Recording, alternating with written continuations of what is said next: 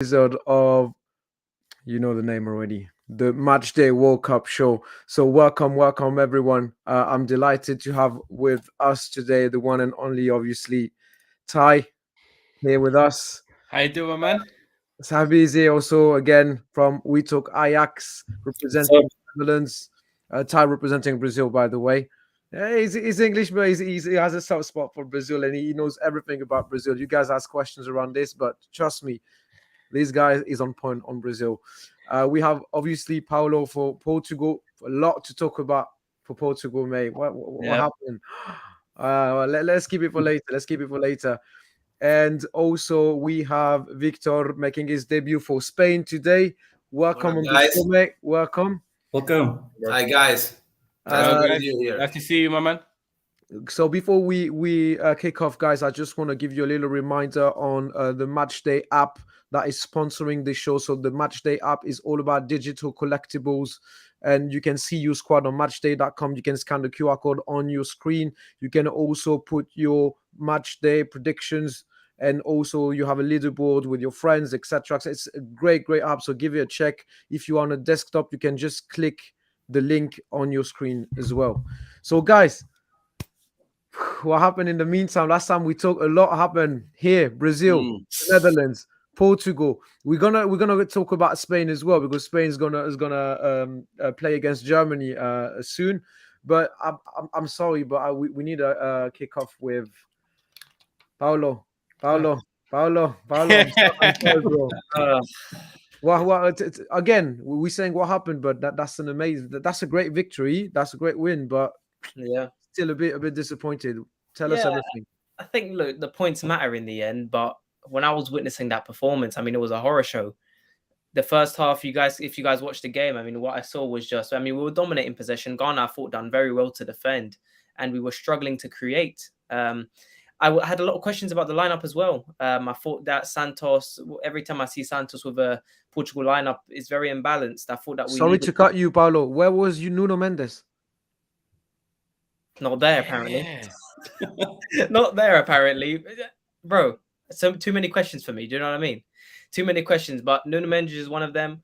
I would have started a defensive midfielder because even though Ghana were quite poor when they did have possession, I did feel that there was still a threat there with Williams on the counter with his pace, and Ghana have a lot of pace. I feel like it was very. I think Fernando Santos was underestimating Ghana. You know, going with Ruben Neves and Bruno Fernandes and Bernardo Silva in midfield. I think it's your first game. You know, you need to win the first game. You've got to be solid. And I think that, yes, we dominated possession in the first half. I thought we couldn't create anything.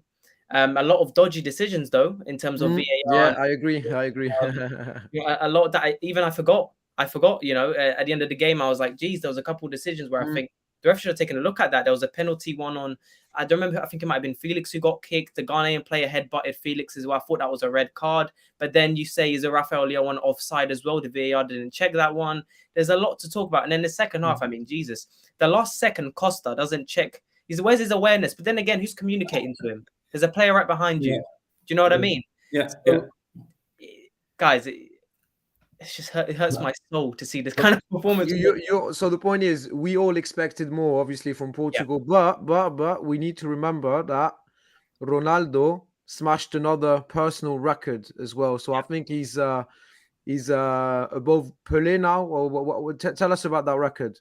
Yeah, so 5 consecutive World Cups now? He scored in every single World Cup, which is crazy. I mean, even the penalty itself, I don't know what you guys thought, but I didn't think it was a penalty. that was That was a bit soft. You know what I mean? I didn't man. think it was a penalty. Like, I'll take it. You know, I'll take it. Of course, I want my team to win, but it wasn't a penalty.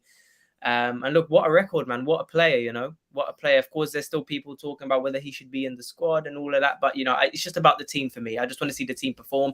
And I'm glad with the result.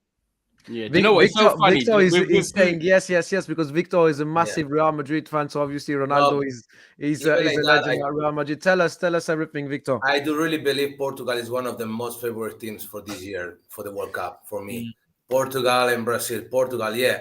We were expecting more than we got the last day with Portugal, but you got the 3 points. You still have Cristiano Ronaldo. He's there. He will be there. And I can bet if he didn't make the penalty, he would make another goal that day. And Joao Felix is working. Your attack is working. okay, during the first time you struggle to create occasions, but on the second time, every time you arrive there, you smash them. So be careful with Portugal. I do believe they're really one of the favorites for the World Cup. And yeah, we were expecting more, but give them some time. Give them some matches. That's what I was saying as well. Especially when you look at it, like we said, it's the first game. You've got teams like Argentina and Germany that haven't managed to get the 3 points. We've seen obviously Portugal have.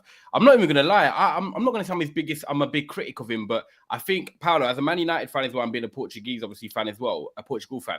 You look at Bruno Fernandes and come on, we know Manchester United fans, some don't want him in the starting lineup, a bit like when you talk about Ronaldo as well. But yesterday you go 1-1 with Ghana, and then he plucks out 2 different types of assists. Obviously, the ball carrying one that sets up Leao. Then he's got the pass that gets a bit fortunate with the deflection a little bit, or a little touch for Felix. But at the end of the day, he's still getting himself in them type of positions. And I thought for a player that gets a lot of critics as well, I don't think sometimes there's enough plaudits for players when they do the right things. And yesterday, the second half, he turned it around for you guys, them 2 goals, really. Yeah, I thought Bruno was one of maybe 2 players who come out of that match with any sort of credit.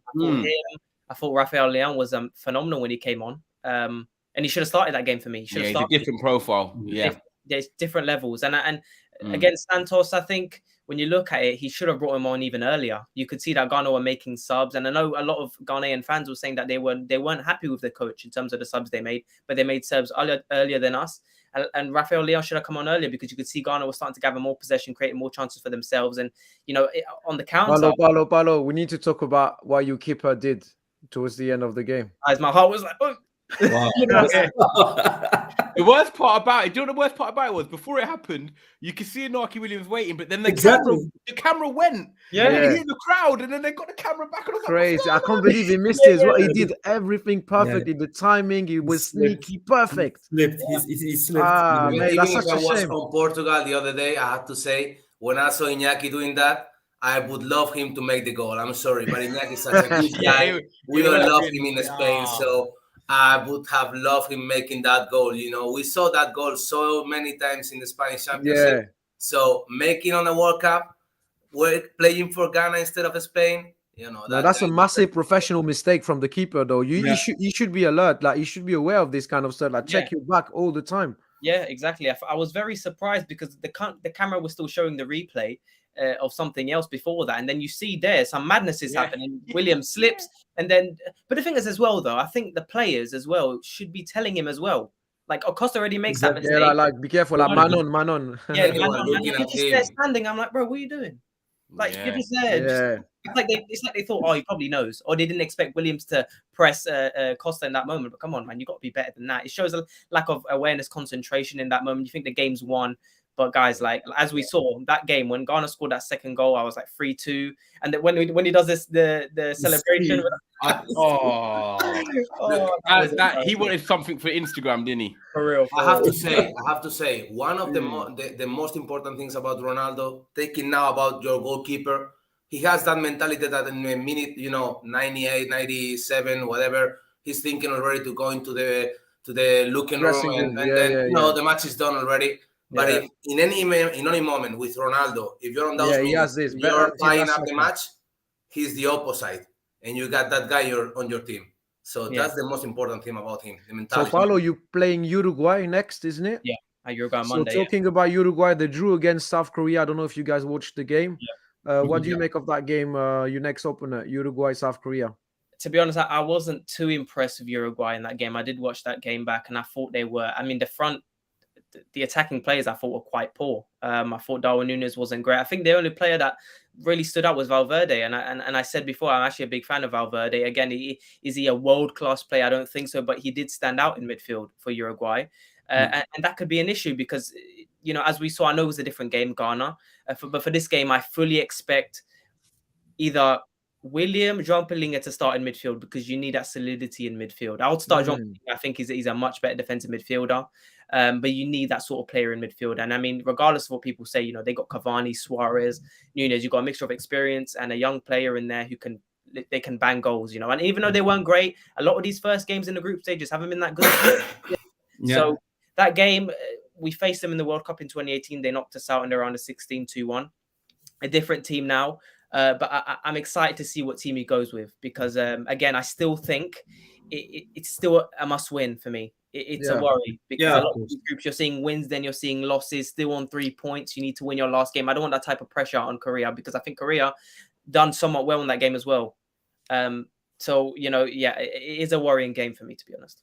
The other day, I was watching the show and I saw Tai talking about Japan as one of these awkward teams you don't want to see in face. For me, South Korea is another one.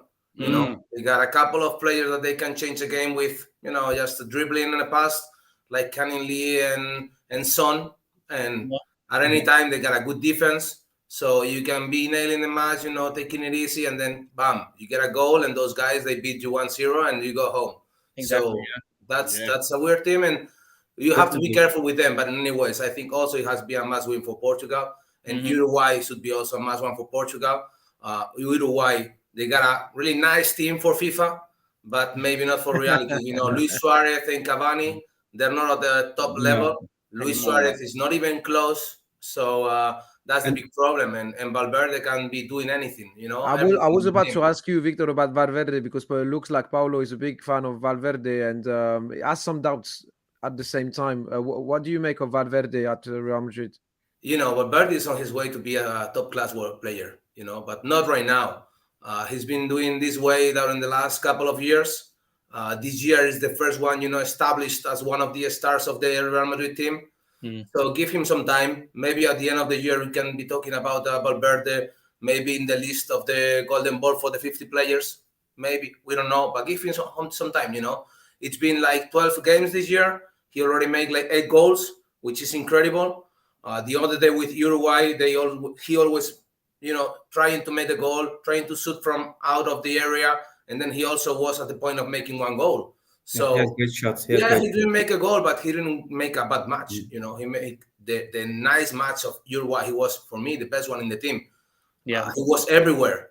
So maybe he missed the goal. But he's not an attacker. He's not But Uruguay, again, in defense, they lack speed. So I would definitely play Leao because Caceres slow. You got Diogo Godin. Oliveira, who is... And even Jimenez, he's not the quickest. He's a bit of a pitbull in there, but he's not the quickest. I agree, Sabi. Do you know what? I wanted to throw one curveball in there, just because obviously with Portugal, I know that obviously they got the victory, but you look at someone like João Cancelo, and I wanted us to have a little bit of a discussion about him because people can forget about it. But I thought he was quite poor, if I'm honest. And he was terrible. Exactly. And I look at him as a right back, and I think he's one of the best in the world, obviously. But defensively, I think because the way City play and he comes into midfield, he doesn't really have to defend. But at international level, he does have to defend. And I think even for the second goal, he misjudged the timing of the ball, and Ghana got in, and then obviously lumped it over, and they got the header in. But he's coming up against Darwin Núñez, who normally plays on sort of the left channel for Uruguay. And he is a type of player who's just a nuisance. He makes awkward runs. He gets in behind. He is quite strong. He's quite dynamic. I think Núñez and Cancelo is going to be an interesting battle. So, Paulo, I wanted to see what you thought about Cancelo's game because... Absolutely. I thought he was one of the worst players on the pitch, to be honest. I thought him and João Felix... I know João Felix was involved in both goals, but I thought he was quite poor for 75 minutes. João Felix kept losing the ball, getting dispossessed, making wrong decisions in terms of when to pass. I think Cancelo was really poor. I thought him and Danilo as well. Danilo was terrible for me. Told you. I told you should play him in the midfield. I told you. It's true. It's just I've seen good things from Danilo, but everything went wrong for him against Ghana. Everything went wrong. And Cancelo was poor. I think partly the reason as well, I would say, is because every time Ghana were on the attack, there was no real support for Cancelo as well, I would argue as well. I think when you got a defensive midfielder who can, support the fullbacks and the entire defense, you didn't have that. You had Ruben Neves, you had Bernardo Silva and Bruno Fernandes, very attacking players. So when you have those attacking players on the field, you're lacking that solidity and that person to protect the back four, which wasn't there. Only when William came on, you saw a bit of more solidity there with William there. And even then, I don't think he's the best defensive midfielder. So I thought Cancelo was poor, very poor. I was at the point of saying that, first of all, for me, Cancelo, when he plays on the back defense, on the right back, he's a little bit lost. He's used to do a different thing in City. He's playing on that position, over the paper, but when the game comes in, he's going to the midfield, he's going to the center, he's moving around the midfield. He don't need to go on the right back. There's another player taking that position in defense. And in the offense, maybe sometimes he's going on the right side, but mostly he's in the midfield. He's trying to touch the ball with the other guys. and creating that superiority that cities usually have in the midfield. Yeah. That's my opinion regarding Cancelo. He's still a good right defense, okay? But he's a little bit lost. And you got one player who is, for me, one of the best in his position, and no one noticed, which is William Carvalho. I don't know, William Carvalho is not playing with Portugal. He's maybe not the best defender, but he's a back-to-back. He can arrive in the defense and also in the offense. He can create that superiority. Yep. He can contrast when the other team has more midfield people. And for me, when he came in the field the other day, he made the difference. Yes. And I think Portugal need him. Yeah. And the thing is as well, the weird thing with William is that I'm not his biggest fan. But one thing I will say about William is that I think what's underrated about him is that, yes, he may be a defensive midfielder, but he is a player who can create for the attack. He is a player who can do that. He has made some amazing goals in Spain. Yeah. Amazing, man. Yeah. You would believe he is Romario when he made the goals. Yeah, so I think in that aspect, it's slightly underrated, and we were missing that defensive midfielder to protect the back four, which wasn't there. So I thought it was quite naive of Santos to do that. But, you know, he made the change. He brought William on, he brought Leao on, and they made the difference, to be fair. Yeah. Sahbi, talk to me, man. Talk to me. Netherlands, Ecuador, 1-1. What happened? You know, we discussed last time. I said Netherlands is struggling, and we saw it. Yeah. What's happened here? Like even the defense was all over the place, man. Yeah, bro. We played very bad. I mean, we lacked a lot. We lacked aggressiveness. We lacked creativity. We weren't able to create chances in this game. We relied too much on two specific players, Gakpo and Frankie de Jong, and they weren't on top of their level. Even though Gakpo, an excellent talent, I can predict a transfer probably in the winter to United because it went almost. He almost went to United, but I can predict he will probably go to there. Depending if Apple is buying the club. Apparently, I heard Apple is looking to buy the club. So maybe iPhone, is it going to pay him with iPhones or something? Yeah, most likely. But then, I mean, Ecuador deserved more than a draw. They were more aggressive, were way more motivated to score a goal, created chances. I mean, we didn't even had more than 2 shots on goal, and we're actually the first European nation that could not have more than 2 shots on goal during the World Cup. So that should say I have the stats actually here with me. So you're right. It's 2 shots on target for the Netherlands, 15 shots on target for Ecuador. Yeah, I mean. So you had the possession, 55%, 45% for Ecuador. We always have possession. That's just 2 shots on target. That is really poor. Meaningless possession, isn't it? Yeah. Yeah. So it was really poor. But the only good thing that came out of this game is that we gained a point, and that we now play against Qatar. So that should be basically. Sorry, did you like the changes? Because obviously when I got home, I missed the first 20 minutes. Then I watched the rest of the game. Obviously, but Timber in. I know Koopmeijer started as well. Gakpo played with David Klaassen, played in the number 10 role, I believe it was.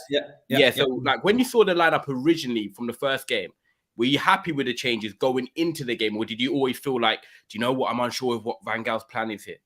Yeah, well, I was happy with the Timber change because De Ligt, who played against Senegal the first game, he wasn't that good, and he also acknowledged that he wasn't comfortable on that position as a right center back who should be more on the right side.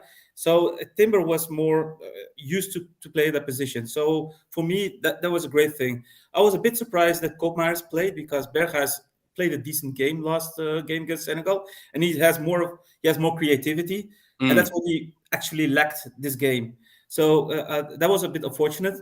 I'm not a big fan of Klaassen, but he played because we didn't have a great striker at this moment. Depay was still not fit enough, and Janssen, who played last game, didn't do well. So the only option was to put Gakpo in the striker position, and Klaassen is basically our only real 10 at the moment besides Gakpo.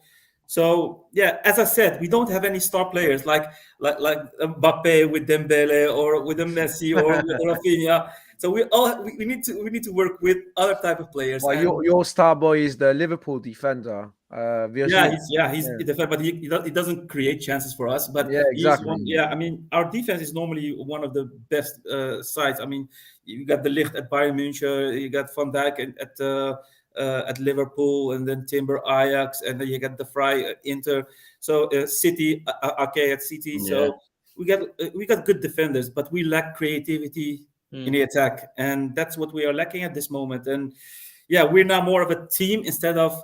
And if one or two don't play that well, it's a house of cards. It falls like a house of cards. That's it. There's no one you can really rely on. Like exactly. Yeah, we can't rely on a player like Mbappe who can make the difference. Even though France doesn't play well, boom, he can create something. Neymar can create something. Dembele can create something. Brazil, I mean, I can name so many players. Yeah. We don't have that. We don't have that at our side. So could I quickly ask him, Stu, one question just on Gakpo? Because obviously, we're linked to Gakpo quite a lot. I think personally we should sign him. I know some people are saying it's a lot of money and stuff, but I think in terms of our squad and the depth we need, he's a different type of profile. Can play out on the left, can play up front as well. We've got Martial injuries, who obviously I love. But do you think Gakpo would be a very good addition for us? Someone who watches him sort of or watches Eredivisie every week instead of someone that watches a couple of games. Do you know what I mean? What do you think? Yeah, I mean, he's basically the star player now in the Eredivisie in the Netherlands. He has so many assists and he scores a lot of goals. He unfortunately he plays for our rivals PSV. So I would have loved if he would go to United. So that means we don't have any. We would lose him as one of our competitors. But will he be an asset for United? He can be. He definitely can be. But he will need time. I mean, he needs to adjust. He won't be a player that can play directly in the first 11. He won't be a starter, but he can eventually be a starter because he got a lot of potential. Definitely. Okay, cool. Cheers, one question, because I just read today that the one who is going to United is Depay. It's also in Netherlands. Are you talking about that too? Memphis United. Yeah, they're saying United. Yeah. They won last summer, and they're saying they're coming in January to make a bid to Barcelona. I'd much rather Gakpo, man. In the newspaper, I don't know. In the Netherlands, I guess for United, you need a real striker, not Gakpo or Depay. You got already players in that position. But in the Netherlands, they state like it will be a choice between Gakpo and Depay, and Depay would be the cheaper option because he would cost only 5 million, while Gakpo would be, I think, somewhere in the 50. So it would be only a financial part if they would choose for Depay. But it's also a long-term or short-term bid, So exactly, and I want a long-term. This is what I'm ready for. I think when you look at what Ten Hag's doing and what we're trying to build in the next 3 years, I 100% believe that Gakpo for me is the better option. But we'll see. We'll see. Yeah, definitely. Going back to the World Cup, and regarding no. That's my opinion. You're struggling in the offense, creating occasions and getting some creativity, but instead you got a massive block. That team. It's so serious. So it's so hard to find a space in that defense, in that team when it's get compact. So, in any ways, Van Gaal, he's a master. He's a senior. He's a master, man. How do you see him in Netherlands? Because, out of Netherlands and here in Spain, the consideration of Van Gaal and after his pass through Barcelona, the best one you can guess, right? Yeah. But I bet, in the Netherlands, you love him. We love him. Yeah, here in the Netherlands, we love him. We love him. And he can be like the strict teacher, like a real parent, or he can be funny and be crazy. You should see his press conferences. It's always comedy. It's always a comedy. And as you said, by top teams, and I'm talking about the Argentina, the France, the England, they don't like to play against this team in Netherlands because we often play our best game against such great teams. Of course. And we struggle against the teams like Ecuador, and you saw it with Senegal, etc. So, my take is quarterfinals, as I said during the last episode, and I stick to that. But we need to see whether England will be top of the group or not, because exactly against them in the second round. Well, unfortunately, Big Stevie is not arrived yet. I hope to maybe we'll join later and connect. But yeah, Ty, you need to talk to me as well, man. Brazil, that goal from Richarlison is out of this world, man. I was in front of my TV. I was awesome. You know what? Everyone was surprised about the finishing, but the first touch, also the assist, but the first touch for me was the craziest part of the goal. Like Brilliant. the way he touched the ball perfectly, it spun into his ankle for him. That was mental. Brazil, he assisted himself. Yeah, honestly, Richarlison for Brazil and Richarlison for Spurs are just. I'm not saying that he's bad for Spurs, but it's just two different players. But with this Richarlison for Brazil, I just believe that he's not the best individual. But when you're looking at a World Cup and looking at a team, he's just got the profile you need. When you have players like Neymar, who obviously I love anyway, we'll talk about this because I'm still crying. By the way, I know he's at the group stages. But when you have someone like Neymar who a flary type, but you don't know if he's going to be really involved in the game, and sometimes it can pass him by. When you've got Rafinha, who is obviously left-footed, but he's going to cut and he's kind of predictable. Then you've got Vinicius, who's that dynamic approach. I feel like with Richarlison, from all of them, he has that sort of the rawness in him, that hunger, like the extra determination. And I feel like that's the difference for Brazil right now. If they had another type of player up front that was similar to the wingers and Neymar, I feel like they could lose or draw some games just because they don't have that extra oomph in their car. But Richarlison is that guy, man. He'll put his elbows about. He'll be physical. He'll be gritty. And you know what? That second goal was brilliant. But for me, Stu, I was actually going to say I love the first goal because that type of place to be in for a striker on the rebound, anticipating. Positioning. Tournament football is just about winning that game in 90 minutes. It's not about playing a 38-game league season. You just need to win that game and get through. Yeah. And that's what Richarlison helped them do. He just arrived at the right place, right time. And after that, I think with Brazil as a whole, because we were messaging in a group chat saying, like, I think Sabi messaged me, like, Brazil need to step up or, you know, they need to find another gear. I was kind of content because I felt like Serbia weren't doing too much. However, I always knew that if Brazil got the first goal, it's like the whole nation, everyone follows the World Cup, and Brazil are the first team you think of. Once Brazil, the team, have got that first goal, I felt like the weight had come off because it's like everyone's waiting to watch Brazil. Now they can enjoy. Now they can enjoy. And I felt like once that first goal came, they could have scored 2, 3, 4, 5. You know what I mean? And I think that's a good sign for Brazil. They weren't really troubled at the back, and I understand that they'll get bigger tests. But Serbia, Serbia were physical. They were physical. You know what? Neymar, most tackled player. Neymar is out for the rest of the group. Exactly. But I think this Brazil team will have enough. Same ankle, same injury all the time. Same, always. I believe, Stu, though, with this injury, like, at least he's back in knockouts. Brazil's the depth they have. That's what they said. Look at the subs they brought on, though. Like, I was watching Anthony, then it was Martinelli, then it was Gabriel. I was thinking the list is endless. They're going to give him some super injections. Like, don't worry, they need him. He'll want the injection. But honestly, I think overall as a whole, like, for a Brazil team, I don't know if you guys agree, but I thought it was a mature. The word I want to use it was a mature performance, and I think that's a good start. But I let everyone have their say on the little disappointment I have noticed, and maybe Victor, you can correct me if I'm wrong, but Rodrigo is still a bit struggling, isn't it? You know, he's just arrived to the national team. Give him some time. You know, he's an amazing player, man. You'll see it now. Are you happy with him at Real Madrid?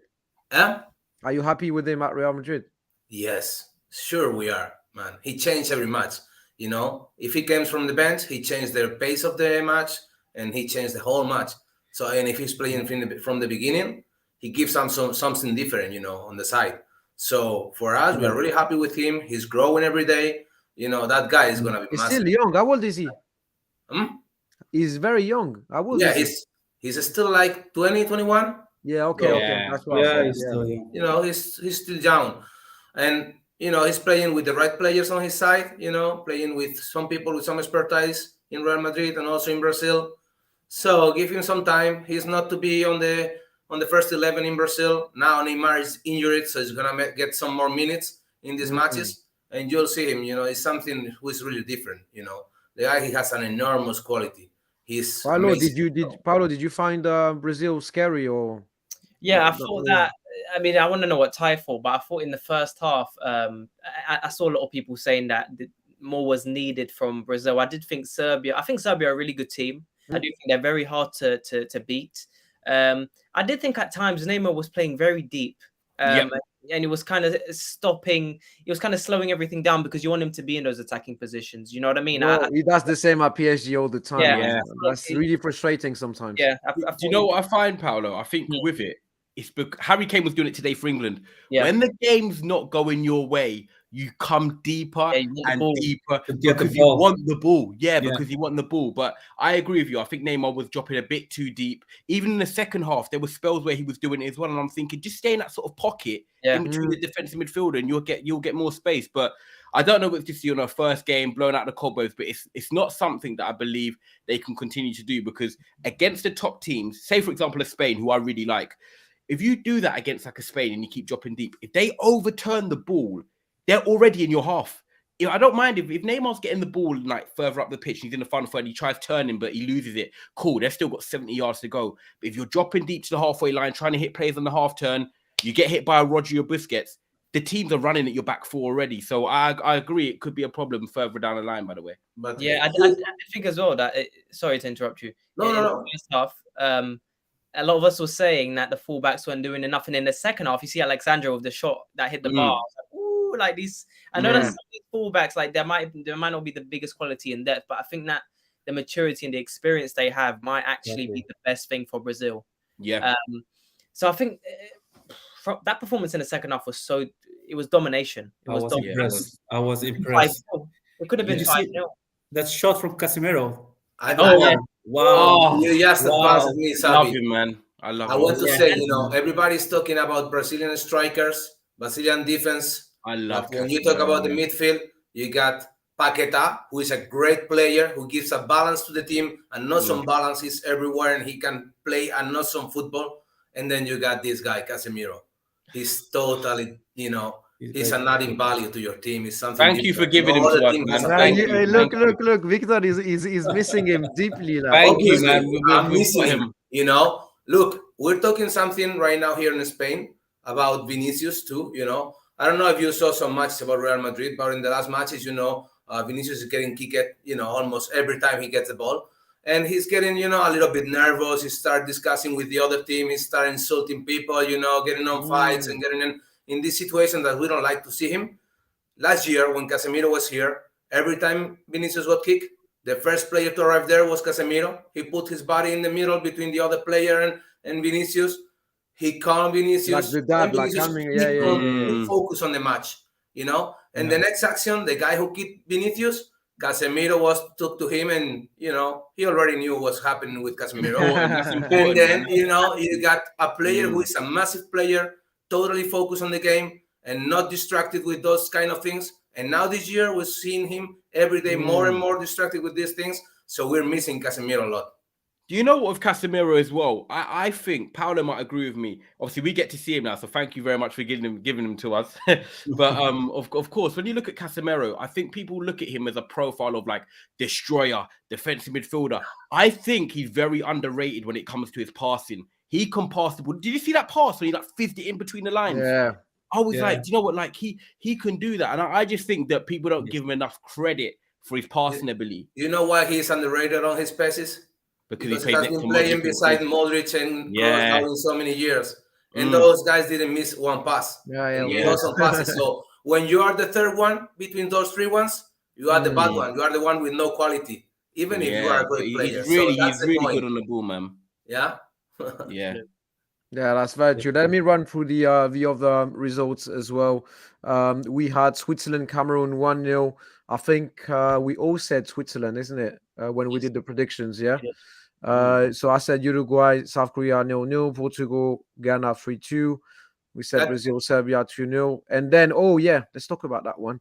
Wales, Iran.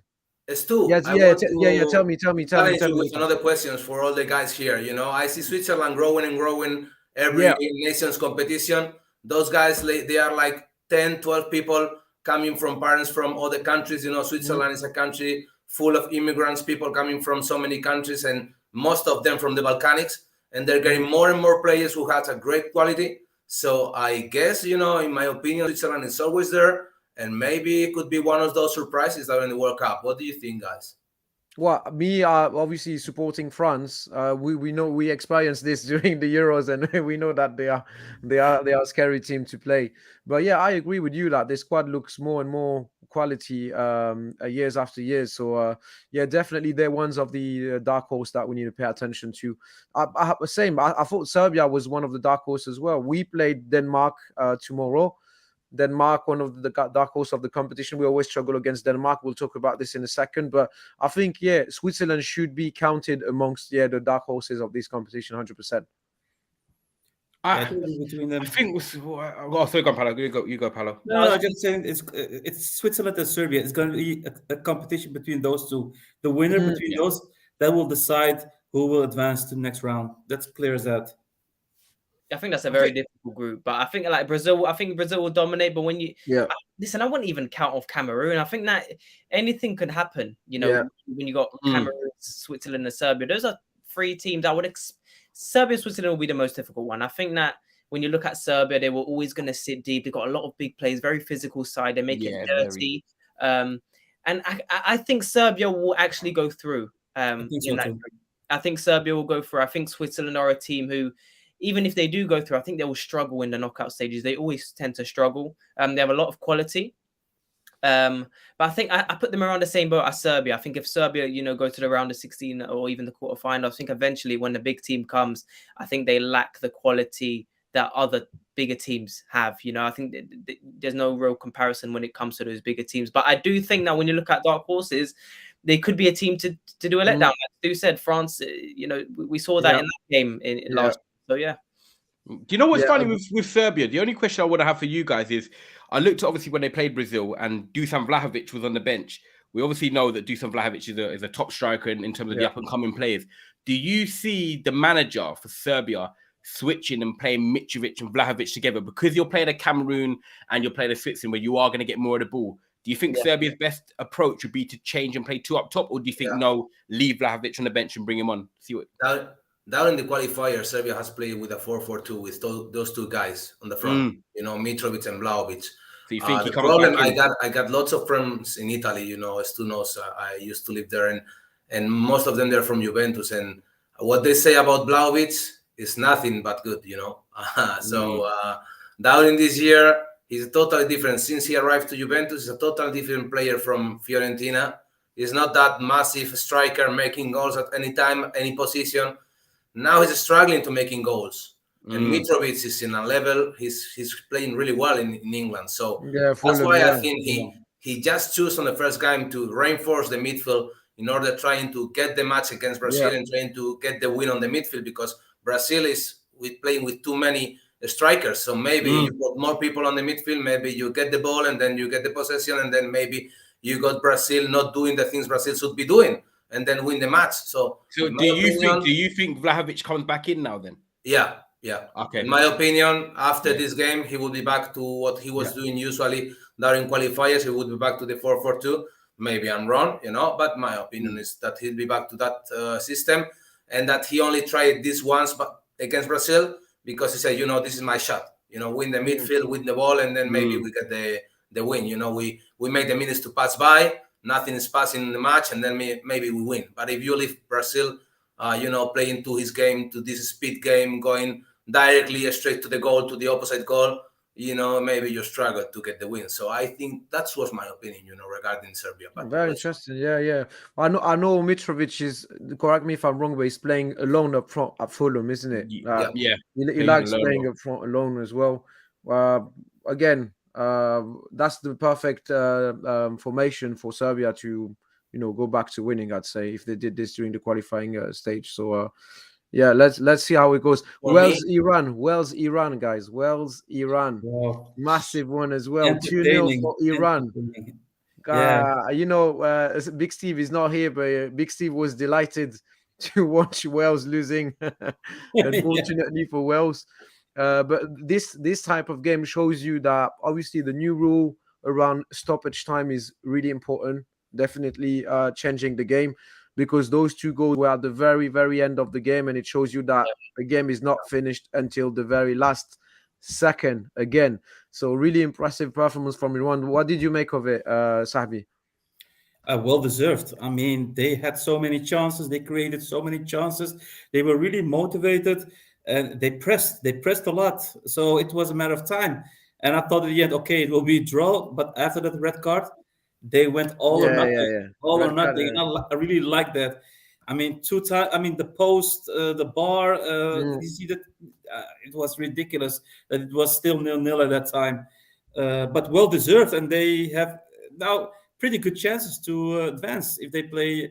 I mean, they only need a draw against the US, and I can see that happening. And I mean, we already mentioned that during the previous podcast, the Asian teams, yes, doing well. They are doing well. Japan, Korea, Iran, now Saudi Arabia. Look at Saudi Arabia. Have you heard what happened today? Every player of Saudi Arabia will receive a Rolls Royce for the victory against Argentina. Yeah. This is mad. Oh man, national bank holidays. That is mad. That is mad. The thing is, with these teams, what I'm seeing as well is that we're seeing kind of the opposite of what we're used to seeing. A lot of these teams, they just tend to just defend and sit back, but we're seeing a lot of bravery from these teams. Like they're pressing, going after, which is quite surprising. I mean, it shows their mentality. Their coach, I mean, I don't know if you guys saw the video, the Saudi Arabian coach talking to the players in the Hervé Renard. He's a French coach. Yeah, we know him quite well. He's a great guy. Yeah, he was a coach of Morocco as well. He has made so many miracles. Yeah, he did. With the North African teams. Like these teams are they're just going for it, and I think that. I mean, we've already seen upsets, but I think if these teams continue to play like this, will they do that if they qualify to round of 16? I'm not sure. They might be a bit more reserved and play a bit more safe. But if they do that against some of these teams, you just never know, because I thought Iran, that was a completely different Iran that we saw against England. They should if they play like that against England, I guarantee it would have been a much harder game for England. If, talking about England, if you get a chance, you have to see the mid time, in the locker room where Renard is talking to his players. Yes, massive speech. So if you can see it, we saw it. Obviously, it's with a Franglish.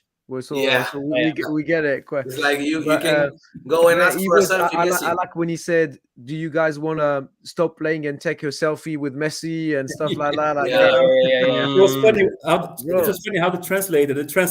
How he translated with emotion.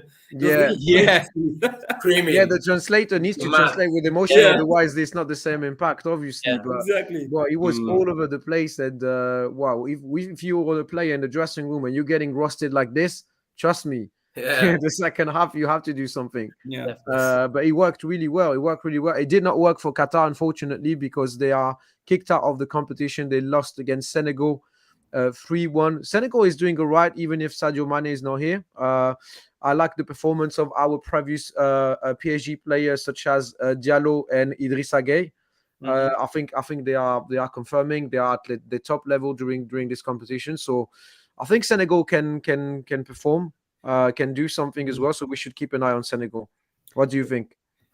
Yeah, it'll be a great match against Ecuador. It will be a decisive match. That will be tough, man. And Ecuador is tough, but Senegal is more. They have their physique, which play a great role. It can be. It will be an interesting game, Ecuador Senegal. That will be an interesting one. Yeah, so I'm really interested to see that game, man. So you were talking about Iran, England. Unfortunately, Big Steve is not here. But what happened today? I have someone here in the stream that said in the group chat that the England that we saw today is the normal England, and this guy is Ty. Yeah, so, Ty, man. Also, I live here, of course. Tell us everything about what happened. Yeah, today. man. This is. I can speak on England as well, of course. They're like my second, you know what I mean. I want them to do well. Of course. Yeah, of course. So with this England team, this game today absolutely summed up everything. You get excited off one victory, scoring 6.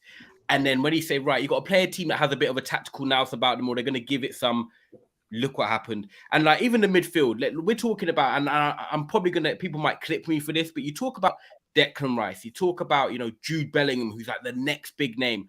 I'll be honest with you, like I'm not the on the big hype with Jude Bellingham. I always feel like he's got a bit of a loose touch. He's quite raw. You look at that USA midfield today, yeah. Musa, Tyler Adams, Weston McKennie.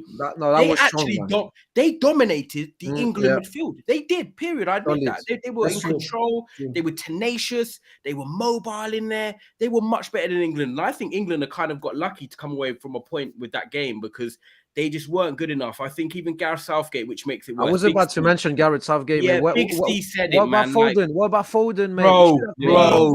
He's moving mad. This man what is going on with this? Everyone was asking why Foden is not playing. Try something with Foden. My whole group chats, I'm in loads, obviously, football group chats, and when we talk about England and stuff like that, we're all like, how can one of the best players in England, one of the best players, not get any minutes? Like Mason Mount, he's in there. And do you know what? I saw someone tweet this and I thought it was bang on. If you're a number 10, your best trait cannot be working hard. That is Mason Mount. His best trait's working hard, not quality of this, not creative in this, not goal scoring in this, or, you know, running the game. His best trait is working hard. I'm sorry. If you're the best player working hard, that is not starting at Brazil, Spain, Netherlands, Germany. Agreed. Because you work hard. Guys, this is the second game now. I've forgotten he's on the pitch.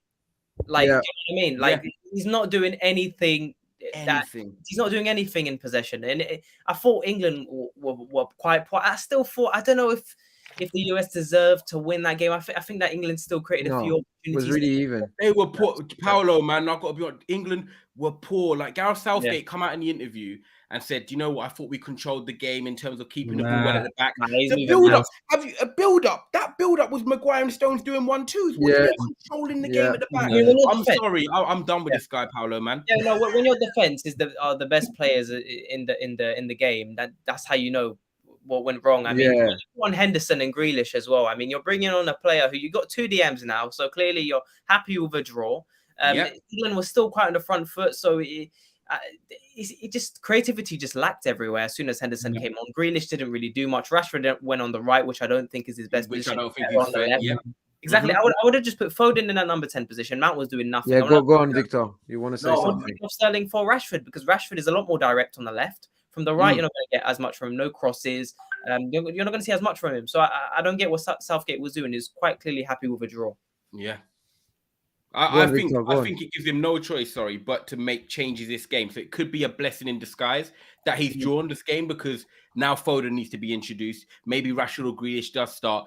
And also, just one point before I come to go to Victor, is that this guy gets away with it a lot. Mr. Harry Kane.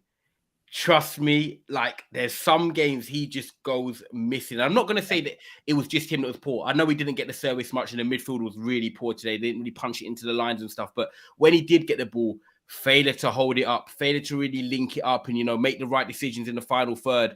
And I just thought Saka and Sterling were not kind of anonymous as well. And the bad thing about these games as well is that I feel like the games just passes them by. When you've got a captain that, you know, as a neutral, it was a bit of a boring game. It was boring. It's boring. Yeah. And I don't feel like England have many leaders that can, rally them. I disagree. I don't. Well, you think England were good? For me, it hadn't been a boring game. You got no goals, but you got a game going from one area to the other area all the time. You know. I found it boring as well. I disagree, Victor. Yeah, me too. For me, it was not really box to box. You know, no chance. And the game got like some minutes when the US was dominating, then other minutes that when England was dominating, there was nothing happening. Yeah, I gotta agree with that. But USA, for me, is a funny team to see. USA is something different in this World Cup. You know, those guys, they got a great physique. And I think the win today, or you know, getting this point against England, which is a win for them, in my opinion, you know, it came because of his physics. When you go on the midfield and England has only Declan Rice trying to fight against those 3 beasts that the US got. Yeah, they knitted it too well. He can't arrive every time, you know. If you got a team like the US in front of you who are really physics, you know, put Declan with somebody like Calvin, and maybe give the position intent to Bellingham, to Jude, and then you got those 3 on the midfield, and maybe you can start playing differently, you know. But if you got Mount, as you said, his big 3 is like being you know, doing efforts for the team. No, he's doing nothing. And Raheem Sterling, in my opinion, is the most disappointing player in the UK, in the England team. You know, he did nothing during the game. That I agree. So only losing balls. So I don't know why he's playing. But I disagree. I disagree with that, man. I'm sorry. I had to step up. I disagree with you're being harsh on Raheem Sterling, mate, because at one point he was the only one. He was completely blocked in the midfield, and I've seen him trying few passes that were trying to break the lines, and he was the only one doing the right runs to try to break the midfield. To be fair, and I know he struggled a lot today. But I think you're a bit harsh on him, to be fair. He's bringing a lot of pace to the game, trying when it's blocked. He's the creative one. I'm sorry. He's when everything is blocked, he's the one trying something creative. I get the creative on the bench. It does not work, but I think I disagree a bit. Yeah, but because the real creators of England are on the bench, you know. Yeah, true. Grealish and Foden, they're on the bench.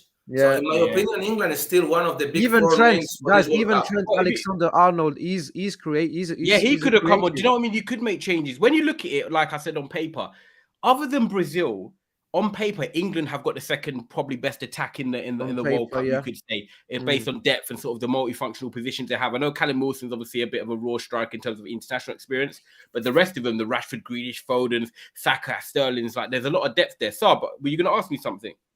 No, I just wanted to say just one question. I mean, you said that Southgate was a bit, he was quite satisfied with the play and they were in control, etc. Do you really think he will make any changes in the next game if he said something like this during an interview? Good question. I think I don't think he might want to, but I think he has to. I think in my head, I'm looking at him and Harry Maguire come out on the other side and said it wasn't good enough. So you've got a manager saying satisfied and a player saying not good enough. So there's obviously there's a mixed message there. So I believe that Southgate might be actually saying something more positive, deep down saying to the players it wasn't good enough. And I think he has no choice but to make changes. We won 6-2, or England, we were England 6-2. And then to draw today. And I think what a lot of teams are finding, obviously, like we're saying, tiring after the 70th minute, 75th minute. I do feel like when you've got players like the Rashfords and Fodens on the bench, if you're not going to play them after drawing and having 2 games now, when are you going to play them? Because you're not going to start them in a quarterfinal, semi-final with other players that get minutes. So I believe he has no choice but to make maybe about 3 changes, if I'm totally honest. But on the flip side, he has to stay with that same formation. Because like Big Steve was saying, if England want to do anything in this competition, they can't revert to type and go to a back 5, because that just basically throws 3 attackers onto the pitch when you've got 7 attackers on the bench. Do you know what I mean? So one thing I will say though is that I thought wasn't Eric Dyer warming up in the first half, in the end of the first half? I thought what he was going to do was put in a back 3 and he was just going to let the fullbacks just bomb on and spam crosses. He's negative though, Paolo. I think even bringing on Jordan Henderson, everyone was like, "What are you doing there?" Yeah. You know what I mean? I just feel like everyone's seeing for their own true selves now. Gareth Southgate being Gareth Southgate. Do you know what I mean? I feel like I could trust you guys. We discussed this. Like after this World Cup, he needs to go, man. Done. He's done. Even if okay, I have a question for you then. If Gareth Southgate wins you the World Cup, England, would you keep him as a manager? No. I think I agree with Big Steve. I said no matter what happens with him this competition, he goes. And I said the same for Paulo. I was talking to Paulo about it, And I said if Fernando Santos wins the World Cup for Portugal, I believe he said the same for Didier Deschamps as well. Yeah, so all 3 of us are all 3 of us are in that same boat. I think this manager who are already discussed before the World Cup, if they win the World Cup, they quit. They leave. They leave on the top. They say, you were discussing me. There you are, your cup. I'm leaving. You know what's mad though? Do you know what's mad? When you think about it now, you've got a France team that could potentially win the World Cup. You've got a Portugal team, like Victor even said, can win the World Cup. You've got an England team that on their day, if everything clicks, can win the World Cup. But everyone is being held back by their manager, not the players. How mad is that? You're going into a World Cup, 3 top teams here, Portugal, France, England. And we're all talking about our manager would go if we won it. So that shows how much impetus or effect the manager's having on the actual team performance, which you don't get a lot. So question for Victor then. If Luis Enrique wins the World Cup for Spain... Oh, he's brilliant. Well, what's going to happen for Luis Enrique? Are you happy with Luis Enrique?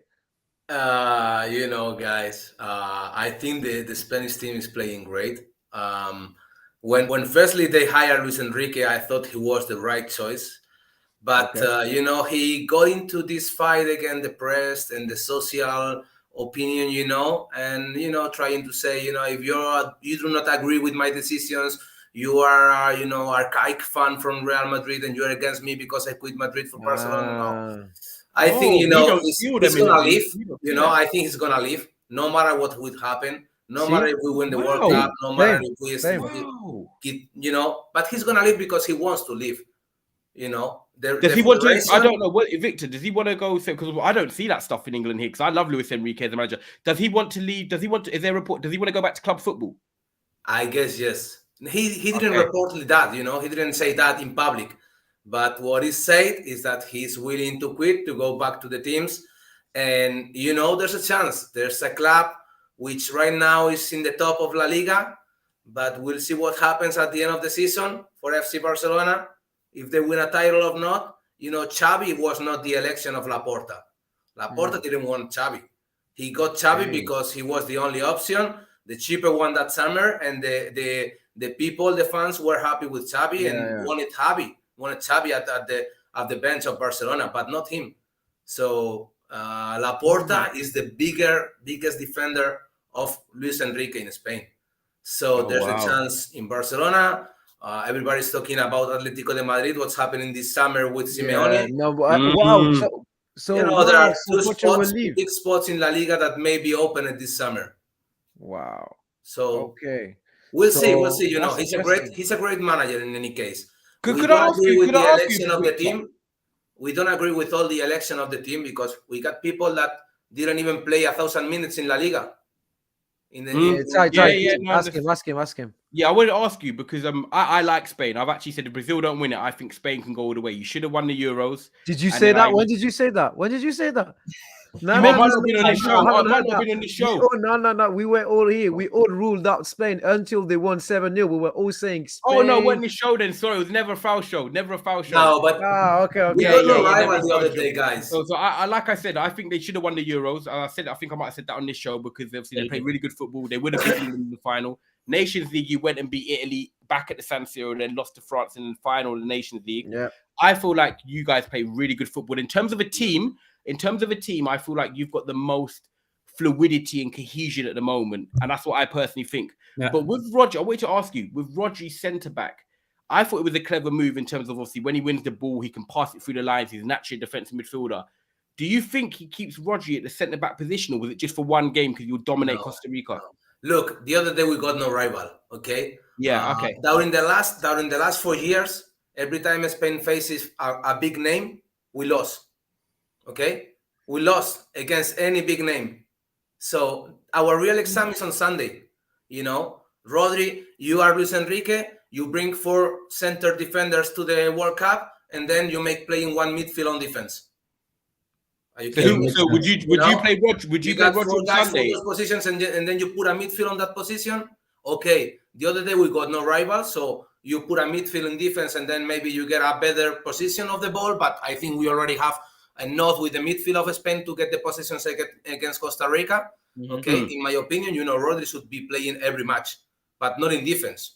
In Busquets position, because Busquets what change do you make Sunday? He's going to make change for sure. But for me, first one is getting Rodri on the midfield because he's way better than Busquets. Also, we got Ansu Fati. Ansu Fati is a player who can change a game with an action. You know, he's the differential one. He's the one who can make something different, you know. And I'm a Real Madrid fan, but for me, Ansu Fati is the real deal of our strikers, you know. We got no other striker as him.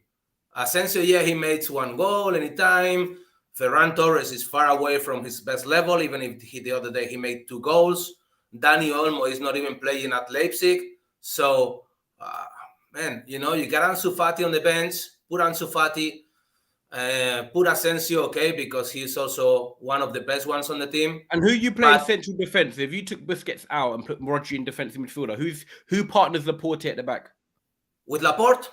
Who partners? Yeah, who plays next to Laporte? Yeah, I think he's gonna put Eric, but oh my god, I don't know, man, because he always Eric somebody who played the ball. Yeah. You know, for me, Eric Garcia is not even La Liga level. You know, no, yeah. Thank you. You know, he was the chosen one by the guru. You know, Guardiola chose him.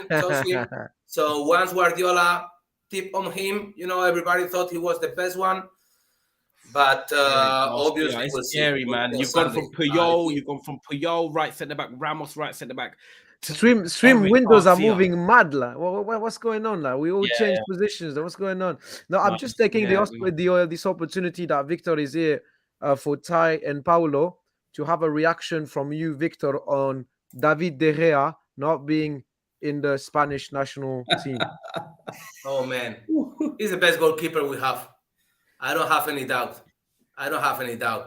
He's a massive goalkeeper. But even Kepa, you know, you can find lots of memes in Spanish social networks about David Raya and Robert Sanchez. You know, they are good. Okay. I don't say they are not good. They're playing in Premier League and they're good goalkeepers. Okay.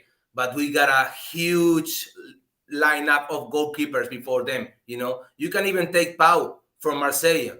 He's a great goalkeeper. You can take Ramiro from Real Sociedad. How does it come that Real Sociedad is on the third position in the Spanish Championship? There's not even one player in the Spanish national team. Are you kidding me?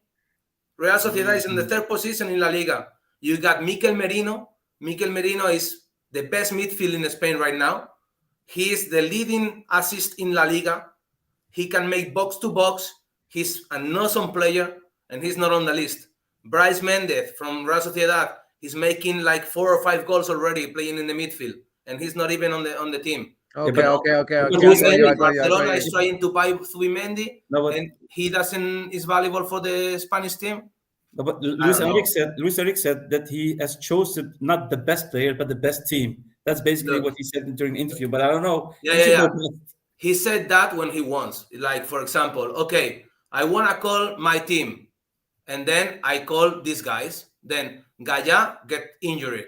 I need a new guy. And then instead of bringing my guys, and these my guys would be Marcos Llorente, who is playing in FC Barcelona and who has lots of experience. Yeah. Then I say, no, I'm going to make a discover. I'm going to bring a guy who is in the best shape of La Liga. I'm going to call Alejandro Balde with not even 1,000 minutes in La Liga.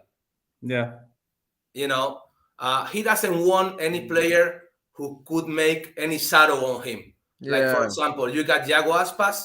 Iago Aspas during the last 4 years has been the top scorer between the Spanish players. Rodrigo. And he's not going. You got Borja Iglesias making 8 goals, you know. And that's a good one, Paulo. I just heard you say Rodrigo from Leeds as well. Leeds, yeah. I didn't hear you, Paulo. Rodrigo from Leeds. Yeah. He was in the squad. Yeah, he's on and off, but he's still an outlet. But yeah, it's going to be interesting. You know what? I'm really looking as a neutral. I'm looking forward as a neutral. Like, I'm really looking forward to that Germany-Spain game, because for us guys here, Netherlands, obviously England, Brazil, France, Portugal, it has a big say on potentially our World Cups as well. Because if Germany lose that, they are out and they're done. And I know Germany, for me, I'm not really feeling them still. But just saying this out loud, it's mad, man. Yeah, it knocks out one of the big guns. It's like in the Champions League. I know we're going to wrap up now, so I'll just be quick. But you know, like PSG have got Bayern Munich. Teams like Liverpool, Man City, they're looking at it like, well, one of the big teams are going. Do you know what I mean? So when you look at Germany, Spain, if Spain beat them, Germany are out. For everyone, that's like, right, that's one big team gone. So, you know, the dominoes could fall on Sunday. Let's see, man. We can be out, you know, even if we beat Costa Rica 7-0, we cannot make it through the group, huh? Because now you play against Germany, who is win or go home. And then the last game, you got Japan.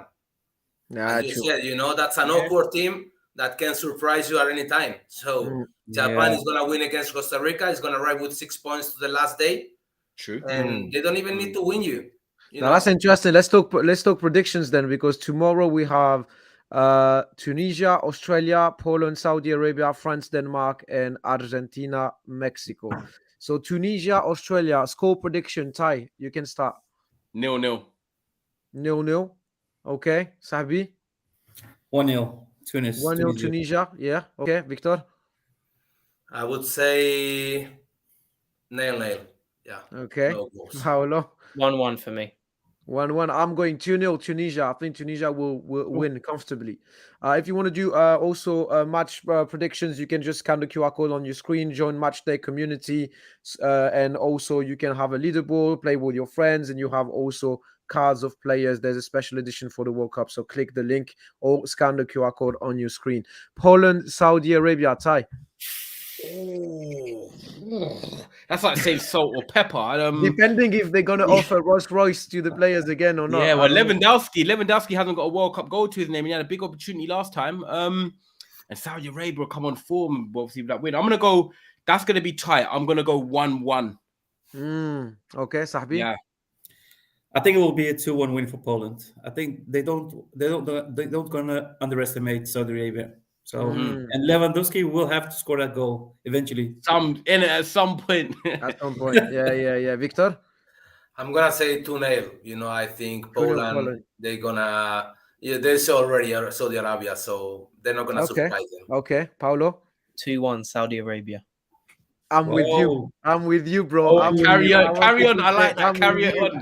I'm with Paulo 100%. I think this is being recorded. This is being recorded. I think it will be a tight one, but it will. You know what? If they win that one, maybe they will just build like skyscrapers for each player, like the size of their own hotels. Size of Burj Khalifa, Okay, and then we have France. Your game. Denmark, yes. I think you should start, Stu. Should I start? We had a very bad record against Denmark. They are a bit of the dark horse. Obviously, we struggled against them. But I've watched their previous game. I'm not that scared. I think I think it will still be a tight one, but I think we will win that one. I'm going for if we have the same lineup, obviously starting 11. I heard Rafael Varane starting, by the way. Yeah, because Lucas Hernandez is injured, like proper injury. So I'd go with 3-1 France. I think we will still concede, but I think we win that one. 3-1 France. What about you, Ty? 2-0 France. I think it'll be solid. I agree with you. I'm not. Clean sheet as well. Denmark is good. Yeah, I'm going 2-0. 2-0. Yeah. Okay. Sabi? 2-1 for me. Okay. Yeah. Solid. Victor? 2-0. 2-0. Okay, Paulo? 2-0 France. Okay, wow, you guys are more positive than me. I think easy game for you. Fair enough. Ooh, big South American game as well. Argentina, Mexico. This one, I've seen like videos of fans already clashing in front of the stadiums today ahead of the game. Yes. Yeah, that's mad, man. Yeah. The rivalry is real. A lot at stake. Yeah. Ty, what do you think, Argentina, Mexico? I'll be honest. I think Argentina would just turn it around. This isn't the same Mexico we've all grew up on in 2014, Rafa Marquez era. I feel like it's different. I'm gonna go with Argentina. I'm gonna go with 2-1. I think you say 3-1, but I think 2-1 because of the rivalry. I think it will make the game tight. The intensity will be the intensity. But Argentina and Messi to score 2-1. Okay, Sabi. Yeah, I'm totally with Ty on this. 2-1. Messi will score. I think Mexico lacks a bit of creativity. They all depend on Lozano. And also, Sabi, Raúl Jiménez just come back from like 3 months injured. He's not ready. Yeah. So for me, solid 2-1. Okay, Victor.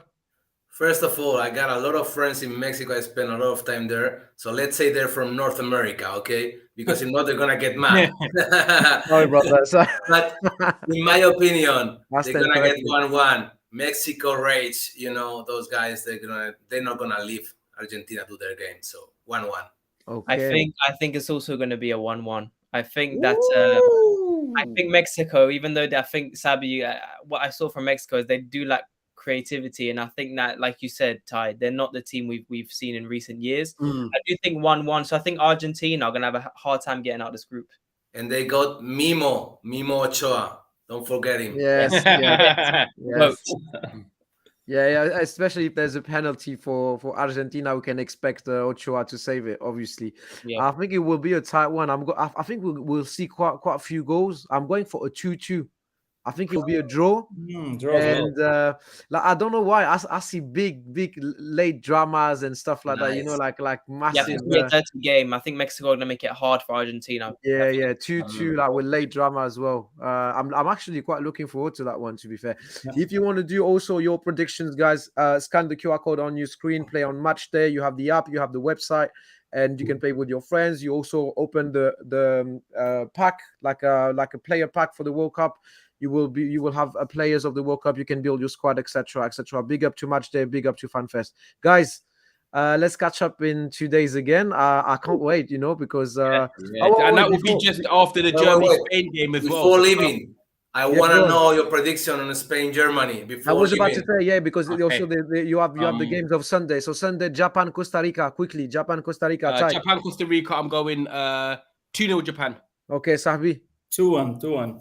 Okay, Victor. 3-0. Okay, Paolo. 2-0 Japan. Okay, I'm going 2-0 Japan. Belgium, Morocco. Ty. Belgium, Morocco. 1-0. 1-0 Belgium. Okay, Sahbi. 2-2. Yeah, I like that. Okay, Victor.